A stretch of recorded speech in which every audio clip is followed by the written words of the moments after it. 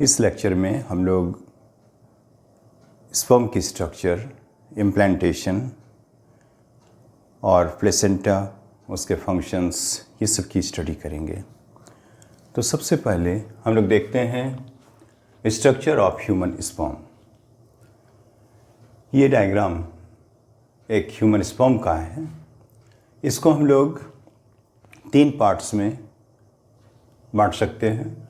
First part head region जिसमें कि 2 part हो जाते हैं। पहला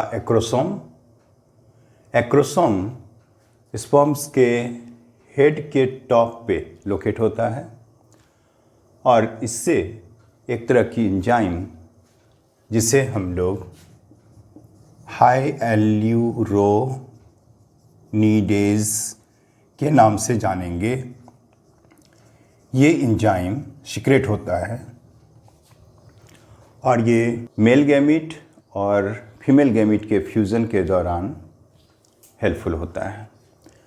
हाई एल्यूरोनीडेज एंजाइम फर्टिलाइजेशन के दौरान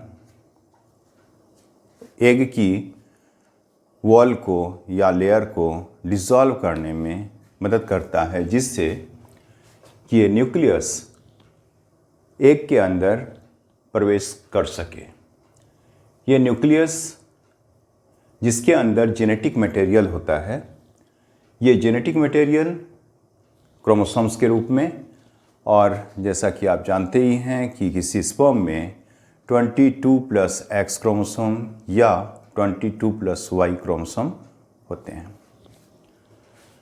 अगर न्यूक्लियस के अंदर 22+X क्रोमोसोम होंगे तो फ्यूज़न के बाद जो जायगोट का फॉर्मेशन होगा वो जायगोट एक डॉटर के रूप में डेवलप करेगा। लेकिन अगर इस न्यूक्लियस के अंदर 22+Y क्रोमोसोम्स होते हैं तो ये सन के रूप में डेवलप करेगा। तो 22+X क्रोमोसोम स्पर्म के और 22+X क्रोमोसोम एग के फ्यूज़न करने के बाद ये 44+XX टाइप ऑफ क्रोमोसोम बन जाता है। 22+X ये स्पर्म से आ रहा है और 22+X ओवम से आ रहा है और ये दोनों मिलकर के 44+XX type of chromosomes zygote में रहेंगे और इससे जो जायगोट का फॉर्मेशन होगा वो फिर डेवलप कर जाएगा एक फीमेल चाइल्ड के रूप में, जिसे हम डॉटर भी कह सकेंगे। लेकिन अगर स्पर्म से 22+Y क्रोमोसोम और 22+X क्रोमोसोम ओवम में प्रेजेंट होता है और ये दोनों मिलकर के 44+XY type of chromosomes zygote में लाएंगे, तो इससे मेल चाइल्ड या फिर सन का डेवलपमेंट होगा। तो इस तरह से स्पर्म के ऊपर डिपेंड करता है कि वो मेल चाइल्ड मीन्स सन या फीमेल चाइल्ड मीन्स डॉटर को प्रोड्यूस कर सके। और ये हाई एल्यूरोनाइडेज एंजाइम इसी फ्यूज़न के दौरान एग की जो वॉल्स हैं, जो लेयर हैं, जिसे इनर लेयर जोना पेलोसिडा, उस जोना पेलोसिडा को ये डिफ्यूज़ कर देता है, डिसॉल्व कर देता है, जिससे ये न्यूक्लियस ऑफ स्पर्म अंदर की तरफ जा सके और मेल न्यूक्लियस का फीमेल न्यूक्लियस फ्यूज़न हो सके, और इसी प्रोसेस को फर्टिलाइजेशन कहते हैं। इसके बाद हम लोग देखते हैं ये मिडिल पीस में यहाँ पे माइटोकॉन्ड्रिया होते हैं और ये माइटोकॉन्ड्रिया एनर्जी को रिलीज़ करता है, जो कि स्पर्म के एक्टिविटीज़ के लिए, विशेषकर स्विमिंग के लिए इम्पॉर्टेंट होता है। माइटोकॉन्ड्रिया के बाद एक्सियल फिलामेंट और फिर टेल होते हैं।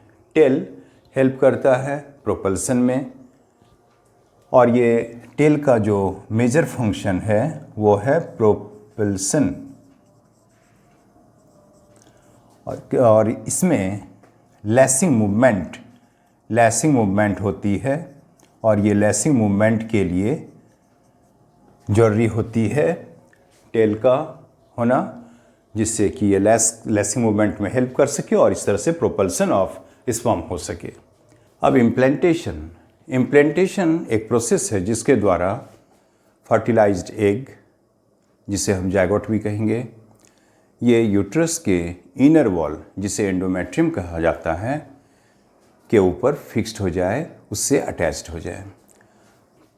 द प्रोसेस ऑफ अटैचमेंट और फिक्सिंग ऑफ जायगोट और embryo in a pit on the endometrium of uterus is known as implantation. तो इम्प्लांटेशन की प्रोसेस ओव्यूलेशन के बाद, ओव्यूलेशन और इम्प्लांटेशन के बीच 4 to 5 डेज का टाइम लगता है, जिसे आप अबाउट वीक्स टाइम भी कर सकते हैं। तो एक सप्ताह के अंदर ओव्यूलेशन के बाद इम्प्लांटेशन की प्रोसेस होती है, अगर ये एग फर्टिलाइज्ड हो जाए और जायगोट को फॉर्म करे। तो इम्प्लांटेशन एक ऐसी प्रक्रिया है जिसके द्वारा फर्टिलाइज्ड एग, जिसे हम जायगोट कहेंगे, का अटैचमेंट एंडोमेट्रियम के साथ हो जाता है। सबसे पहले एस्ट्रोजन और ल्यूटिनाइजिंग हार्मोन, ये दोनों हार्मोन एक पिट को बनाने में सहायता करते हैं, जिससे कि एक पिट एंडोमेट्रियम के अंदर बन जाता है और उसी पिट में ये जायगोट अटैच्ड हो जाता है और उसके चारों तरफ एक वॉल बन जाती है जिससे वो स्लाइड ना कर सके। ऐसे हमें याद रखना है कि जो एग या स्पर्म होते हैं उनकी आयु काल या लाइफ स्पैन कुछ दिनों की होती है, लेकिन उनके फर्टिलाइज्ड होने की संभावना 1 से 2 दिन के बीच ही होती है, और इसके बाद वो डिज़ोल्व होकर के यूट्रस से होते हुए बाहर आ जाते हैं। तो इम्प्लांटेशन जब हो जाता है तो इस कंडीशन को हम लोग कहेंगे स्टेट ऑफ प्रेगनेंसी, मतलब इम्प्लांटेशन और इम्प्लांटेशन के बाद जो स्टेट होती है उस स्टेट को हम लोग प्रेगनेंसी कहते हैं। इम्प्लांटेशन के बाद जैसा कि मैंने बताया कि एक लेयर, एक प्रोटेक्टिव लेयर इस जायगोट के एम्ब्रियो के चारों तरफ बन जाते हैं, जो उसे कई तरह से सहायता करते हैं।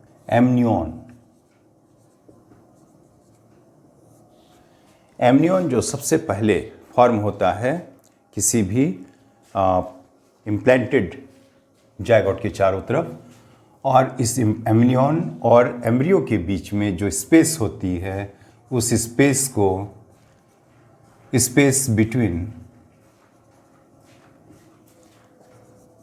एम्ब्रियो एंड एमनियन, ये फील्ड होता है एक तरह के फ्लूइड से, जिसे हम एमनियोटिक फ्लूइड कहते हैं, और ये एमनियोटिक फ्लूइड कई तरह से हेल्प कर सकता है। तो इसके क्या क्या फंक्शंस हो सकते हैं? What is the role of amniotic fluid? जैसा कि आपने देखा कि एमनियन के अंदर एमनियोटिक फ्लूइड भरा रहता है जो एम्ब्रियो को चारों तरफ से घेर के रखता है, और इस एमनियोटिक फ्लूइड के कई फंक्शंस हैं, और ये फंक्शंस कौन कौन से हैं? नंबर 1, ये एम्ब्रियो को रिस्ट्रिक्टेड मूवमेंट में सहायता करती है। तो रिस्ट्रिक्टेड मूवमेंट, कुछ मूवमेंट एम्ब्रियो का होते रहे, इसके लिए एमनियोटिक फ्लूइड उसे हेल्प करता है। नंबर 2, तो एम्ब्रियो के चारों तरफ इवन प्रेशर हो, एक समान प्रेशर हो, उसको मेंटेन करने में एमनियोटिक फ्लूइड हेल्पफुल होता है, जिससे जो एम्ब्रियो है उसके डिफरेंट पार्ट्स सही ढंग से विकसित हो सकें, क्योंकि प्रेशर के ऊपर बहुत डिपेंड करता है कि जो डिफरेंट पार्ट्स हैं एम्ब्रियो के वो कैसे विकसित करेंगे। तो अगर इवन प्रेशर है तो सभी तरह के ऑर्गन्स जो हैं, वेरियस ऑर्गन्स ऑफ एम्ब्रियो सही ढंग से डेवलप कर पाएंगे। इसका तीसरा फंक्शन होता है कि ये एम्ब्रियो को एमनियन से चिपक जाने से, स्टिकिंग से रोकता है। So it prevents sticking of amnion and fetus और एम्ब्रियो। और ये एम्ब्रियो को फिजिकल शॉक से, मैकेनिकल इंजरी से बचाने में भी सहायक होता है। तो इस तरह से एमनियोटिक फ्लूइड या आप कह सकते हैं एमनियन 4 मेजर फंक्शंस को परफॉर्म करते हैं, जिससे कि एम्ब्रियो या फीटस का यूट्रस के अंदर प्रॉपर वे में डेवलपमेंट हो सके, ग्रोथ हो सके। It is made up of 2 sets of villi, जो कि प्लेसेंटा और फीटस को कनेक्ट करने का काम करता है। तो 1 सेट ऑफ विली जो यूट्राइन वॉल से, मदर के यूट्राइन वॉल से फीटस तक जाता है, और ये एक वेन है, जबकि दूसरी तरफ अदर सेट ऑफ विली जो फीटस से ओरिजिनेट होता है एक एक्सटेंशन के रूप में, एक एलेंटाइस के रूप में, और ये यूट्राइन वॉल की तरफ जाता है, और इसे हम आर्टरी कहेंगे। तो इट इज़ एन आर्टरी। अब ये दोनों मिलकर के प्लेसेंटा को बनाते हैं, और प्लेसेंटा फीटस को मदर के साथ कनेक्ट करने में हेल्प करता है। Functions of placenta: it provides a number of useful substances from mother's blood to the fetus। से फीटस की तरफ कई तरह के सब्सटेंसेस को पहुंचाने में हेल्प करता है बाय डिफ्यूजन मेथड। ऑक्सीजन जो कि रिस्पिरेशन के लिए रिक्वायरमेंट होती है, न्यूट्रिएंट्स जैसे कि प्रोटीन्स या आप कह सकते हैं amino acid, fatty acids, glucose, etc., antibodies. It helps in increasing immunity of the fetus. Drugs, alcohol, nicotine, और इसीलिए कहा जाता है कि एक प्रेग्नेंट मदर को निकोटीन, अल्कोहल ये सभी को यूज़ नहीं करना चाहिए। और कुछ वायरसेस जैसे कि HIV, तो ये कुछ वायरसेस हैं, और जॉन्डिस के भी वायरस, ये सभी को ये ट्रांसमिट कर सकता है फीटस तक अगर वो मदर इन्फेक्टेड है तो। Second, diffusion of CO2, nitrogenous waste and other waste from fetus to mother's blood तक पहुंचाने में भी ये प्लेसेंटा हेल्पफुल है। Number 3, placenta acts as endocrine gland and secretes progesterone, estrogen और रिलैक्सिन हार्मोन्स को सीक्रेट करता है। ये रिलैक्सिन हार्मोन मदर के यूट्रस को, बेलीज को और उसके मसल्स को रिलैक्स होने में हेल्प करते हैं, जिससे कि उनके बेली प्रोट्रूड कर जाते हैं जब वो प्रेग्नेंट होते हैं, और साथ ही साथ ये हेल्प करता है चाइल्ड बर्थ के दौरान मसल्स को रिलैक्स करके। Now umbilical cord. Umbilical cord जो कि 2 सेट्स ऑफ विली से मिलकर बना होता है, जैसा कि आप पहले देख चुके हैं कि यूट्राइन वॉल से फीटस की तरफ वेन, और दूसरे जो सेट ऑफ विली होते हैं वो फीटस से यूट्राइन वॉल की तरफ निकलते हैं, जो एक आर्टरी होता है, और ये दोनों एक कॉर्ड लाइक स्ट्रक्चर को बनाता है, जिसे अम्बिलिकल कॉर्ड कहते हैं। तो ये umbilical cord helps in connecting mother to the fetus. ये दोनों सेट ऑफ विली आपस में इंटरलॉक्ड होते हैं। These 2 sets of villi are interlocked, but never they are directly connected with each other. Reason आपने समझ लिया कि अगर मदर की ब्लड, जिसका कि ब्लड प्रेशर ज़्यादा होता है, अगर वो डायरेक्टली फीटस तक पहुंच जाए तो फीटस के अंदर जो डेवलपिंग पार्ट्स हैं, डेलिकेट ऑर्गन्स हैं, वो डैमेज कर सकता है, और इसी की वजह से ये दोनों सेट ऑफ विली आपस में इंटरलॉक्ड होते हैं।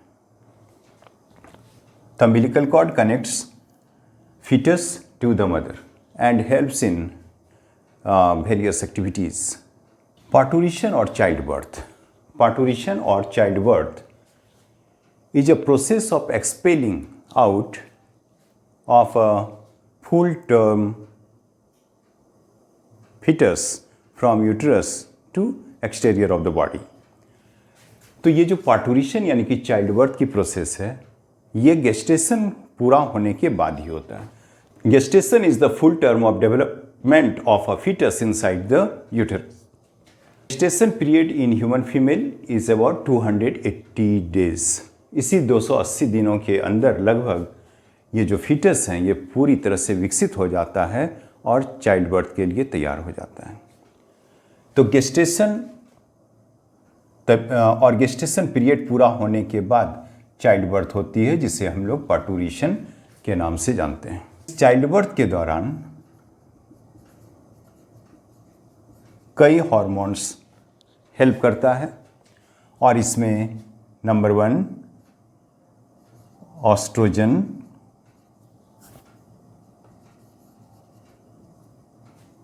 ऑक्सीटोसिन एंड रिलैक्सिन, ये 3 बहुत ही इंपॉर्टेंट होते हैं।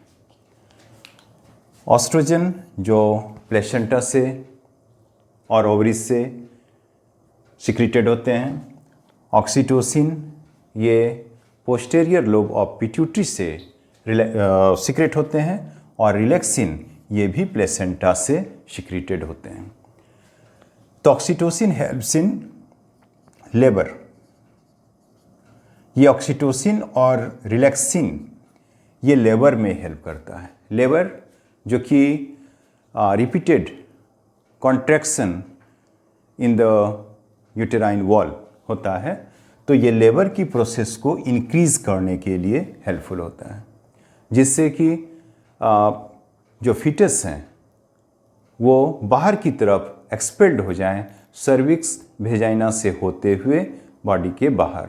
और इस प्रोसेस के दौरान जो कॉन्ट्रैक्शन इन मसल्स होता है, विग्रस कॉन्ट्रैक्शन इन मसल्स होता है, उसे हम लोग लेबर कहेंगे। और लेबर इनिशिएटेड होता है ऑक्सीटोसिन और रिलैक्सिन के थ्रू।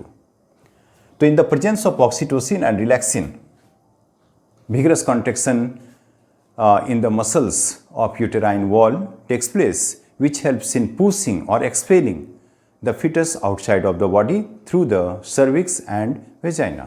cervix और vagina यहाँ पे बर्थ कैनाल के रूप में काम करते हैं, बर्थ कैनाल।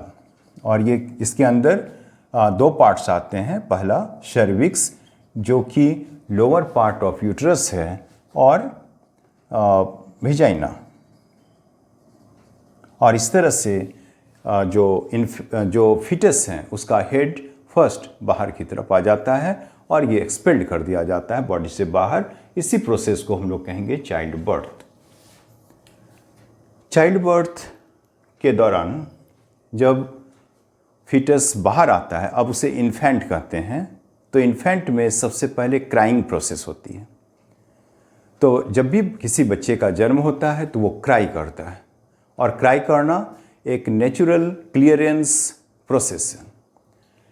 जब बच्चा क्राई करता है तो उसके जो रिस्पिरेटरी ट्रैक्ट में एमनियोटिक फ्लूइड या कोई भी तरह के ऑब्स्टेकल हैं तो वो बाहर आ जाता है, जिससे कि बच्चा रिस्पायर करने लगता है और इस तरह से उसके सर्वाइवल में हेल्पफुल होता है। Next is after birth. After birth is the process of expelling out of placenta, umbilical cords, etc. from uterus through vagina after 15 minutes of childbirth.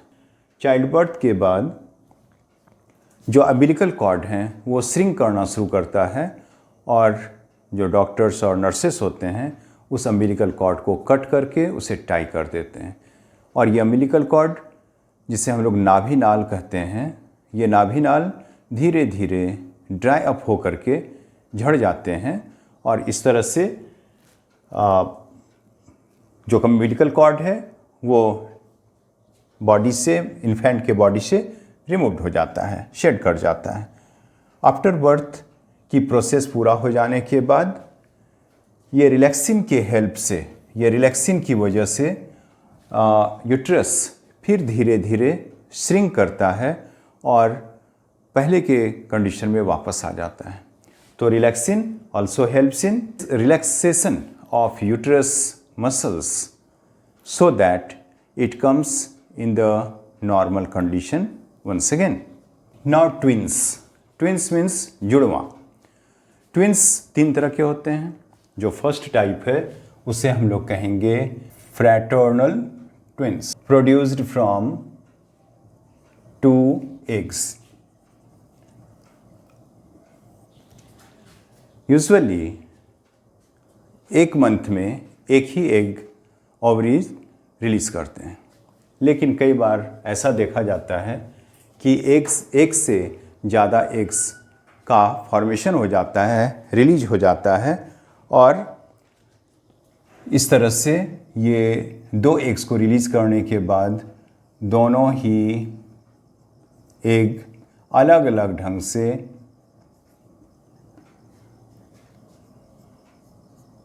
Zygote को फॉर्म करते हैं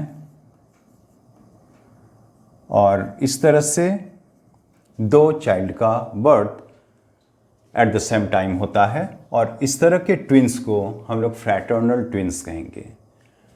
तो इस तरह से हम लोग देख रहे हैं कि यहाँ पे तीन कंडीशंस हो सकता है। अगर एक स्पर्म एक्स क्रोमोसोम को और दूसरा स्पर्म वाई क्रोमोसोम को कैरी करते हैं तो जो ट्विंस बनेंगे वो एक बॉय और एक गर्ल होगा।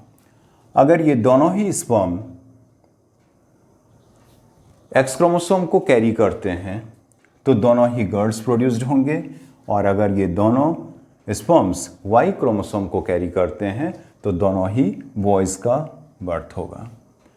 तो इस तरह से ये तीन कंडीशंस में से कोई भी हो सकता है, और ये इनमें काफ़ी समानताएं हो सकती हैं।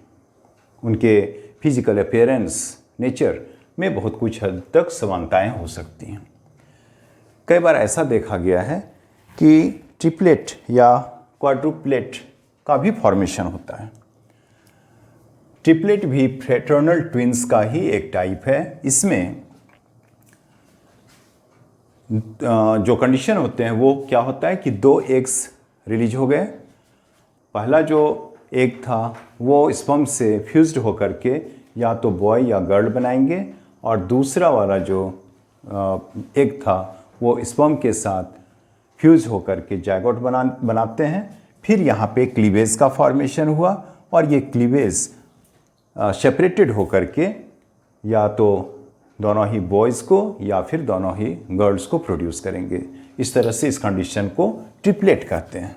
कई बार क्या होता है कि दो एग्स का फॉर्मेशन होता है और ये दोनों एग्स फिर से दो दो पार्ट में सेपरेटेड हो जाते हैं, और इस तरह से 4 चिल्ड्रन को बर्थ करते हैं। तो इस प्रोसेस को क्वाड्रुप्लेट कहते हैं। इसमें क्या होता है कि जैसे कि दो एग्स हैं, ये फिर स्पर्म के साथ फ्यूज्ड होकर के दो जायगोट को बनाते हैं, और ये दो पार्ट में सेपरेटेड हो जाता है, और प्रत्येक दो पार्ट में सेपरेट हो जाता है, और इस तरह से ये दोनों बॉयज़ या गर्ल्स को प्रोड्यूस करेंगे।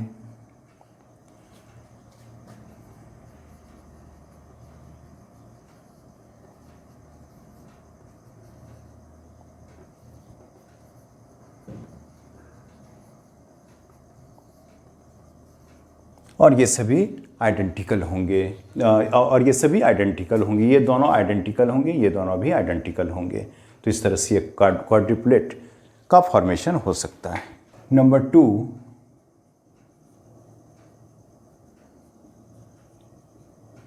Identical twins. आइडेंटिकल ट्विंस का फॉर्मेशन तभी होता है जबकि केवल एक का ही फॉर्मेशन हो, और वो बाद में क्लीवेज फॉर्मेशन के दौरान सेपरेटेड हो जाएं। तो यहाँ पे केवल एक egg produced from one egg,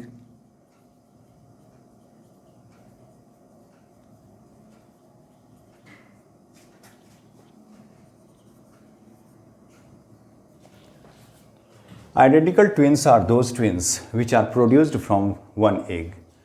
Here it is one egg released और ये स्पर्म के साथ फ्यूज्ड हो जाएंगे, जायगोट का फॉर्मेशन होगा और ये जायगोट क्लीवेज बनाएंगे और क्लीवेज का सेपरेशन हो जाएगा और सेपरेशन के बाद ये दोनों फिर अलग अलग हो करके इधर बॉयज़ और गर्ल्स को प्रोड्यूस करेंगे, क्योंकि यहाँ पे एक ही स्पर्म इस एग को फ्यूज कर पाता है। अब अगर ये एक्स क्रोमोसोम बियरिंग स्पर्म है तो ये गर्ल्स को प्रोड्यूस करेंगे और अगर ये स्पर्म वाई कैरिंग है तो फिर ये बॉयज़ को प्रोड्यूस करेंगे और इस तरह से दोनों बॉयज़ या दोनों गर्ल्स में काफ़ी सिमिलैरिटीज़ होती हैं, इसीलिए इनको आइडेंटिकल कहते हैं। यहाँ पे केवल कुछ चीज़ें जो डिसिमिलरिटीज़ है,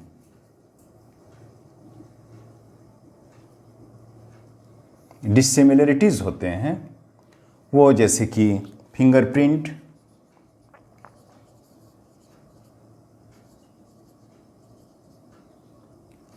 pattern of iris,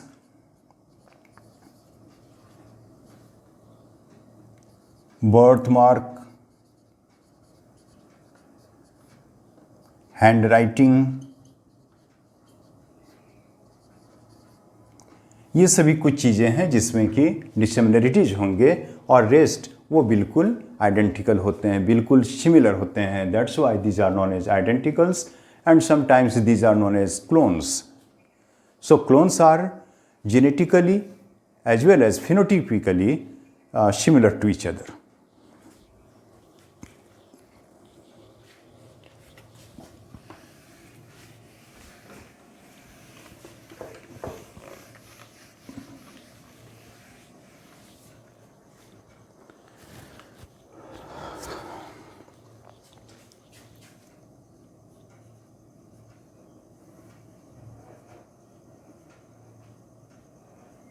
test tube babies. Test tube babies का मतलब ये नहीं होता कि उसे टेस्ट ट्यूब में प्रोड्यूस किया जाता है। टेस्ट ट्यूब बेबीज़ में मदर और फादर दोनों के स्पर्म और ओवम को कलेक्ट किया जाता है और इसे लैब में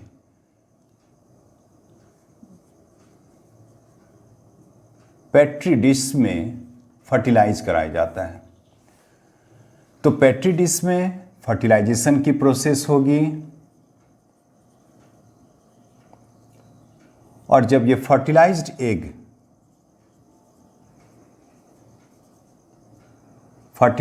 एग जिसे जायगोट भी कहते हैं, इसके एक स्टेट तक जब ये डेवलप कर जाएं तो फिर इस एम्ब्रियो को इम्प्लांट कर दिया जाता है, इम्प्लांटेड इन द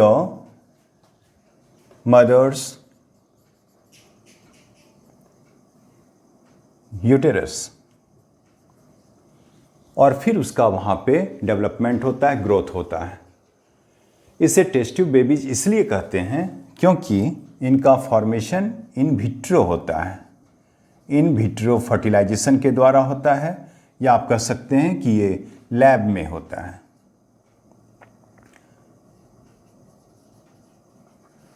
तो लेबोरेटरी में इनका फर्टिलाइजेशन होता है और फिर उसे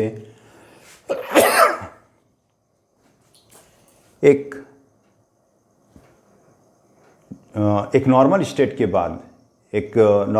के बाद उसे मदर्स यूट्रस में इम्प्लांट कर दिया जाता है, जहाँ पे उसका ग्रोथ और डेवलपमेंट होता है और फिर पार्टूरेशन के द्वारा उसकी चाइल्ड बर्थ होती है नेचुरल वे में।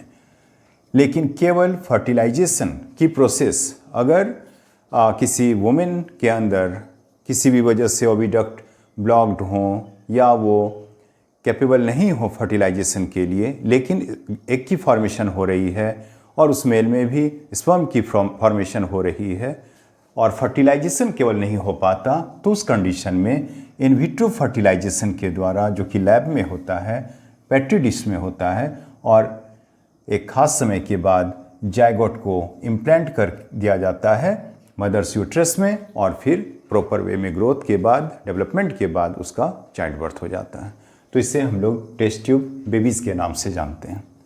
सरोगेट मदर मीन्स कुछ ऐसी वुमेन हैं जो किसी दूसरे कपल के स्पर्म और एग के फर्टिलाइजेशन के बाद, जो कि लैब में होता है, उस जायगोट को या डेवलपिंग एम्ब्रियो को अपने यूट्रस के अंदर इम्प्लांटेड करवा के उसे डेवलपमेंट के लिए साइट प्रोवाइड करते हैं, और फिर चाइल्ड बर्थ के बाद उस इन्फेंट को वापस उस कपल को दे देते हैं जिनका कि वो एग और स्पर्म होता है। तो सरोगेट मदर किसी दूसरे के फर्टिलाइज्ड एग को अपने यूट्रस के अंदर डेवलपमेंट के लिए साइट प्रोवाइड करते हैं, और आफ्टर चाइल्ड बर्थ उसे फिर वापस कर देते हैं। तो ये हायर्ड मदर्स हैं, और इस तरह से ये सरोगेट मदर्स कहलाते हैं। तो आज हम लोगों ने पोस्ट फर्टिलाइजेशन चेंजेस के बारे में स्टडी की, और ये पोस्ट फर्टिलाइजेशन इवेंट्स को हम लोगों ने अच्छी तरह से समझ लिया। नेक्स्ट वीडियो को देखना नहीं भूलेंगे। Thank you very much.